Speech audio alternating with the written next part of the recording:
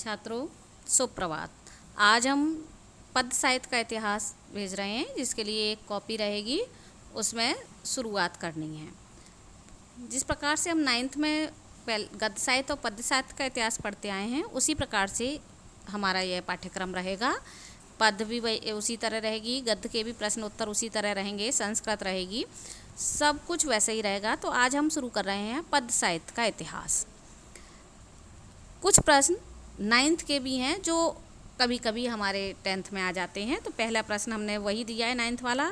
आदिकाल की दो विशेषताओं या प्रवृत्तियाँ विशेषताओं से ही कहते हैं, का उल्लेख कीजिए। तो इसमें पहला हम लिख देंगे, आसान है ये, आश्रयदाताओं की प्रशंसा।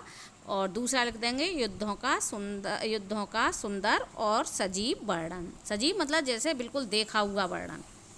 अगला प्रश्न इसी प्रकार है, भक्ति काल की समय सीमा बताइए। तो वह सामने ही उसका उत्तर लिखा हुआ है। भक्ति काल की समय सीमा बराबर में ही उत्तर है, 1343 से 1643 ईस्वी तक।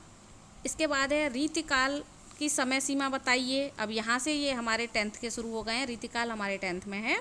उत्तर बराबर में ही लिखा हुआ है, 1643 ईस्वी से 1843 ईस्वी तक। रीतिकाल को हम आगे बढ़ा रहे हैं। रीतिकाल में आगे है, रीतिकाल के दो प्रमुख कवि और उनकी रचनाओं का उल्लेख कीजिए। तो पहले कवि हैं बिहारी, ये हमारे कोर्स में भी हैं, और इनकी एक ही रचना है बिहारी सतसई। तो रीतकाल के कवियों में इन्हें तो हमें रट के रखना ही है। केशव दास दूसरे कवि, और जिनकी रचना हो गई रामचंद्रिका और कवि प्रिया। रसखान कवि का मूल नाम क्या था? बराबर में उत्तर लिखा हुआ है, सैयद इब्राहिम।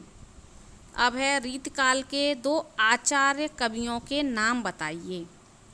आचार्य कवि आएंगे तो एक तो हो गए आचार्य देव और दूसरे हो गए आचार्य केशव दास।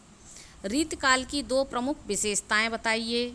तो एक विशेषता हमने वही ली है जो हमने आदिकाल में पढ़ी थी, आश्रयदाताओं की प्रशंसा, और दूसरी हमारी विशेषता हो गई श्रृंगार रस की प्रधानता। इतने प्रश्नों को लिख के कॉपी में और कल चेक करने के लिए इसी नंबर पर भेजना है।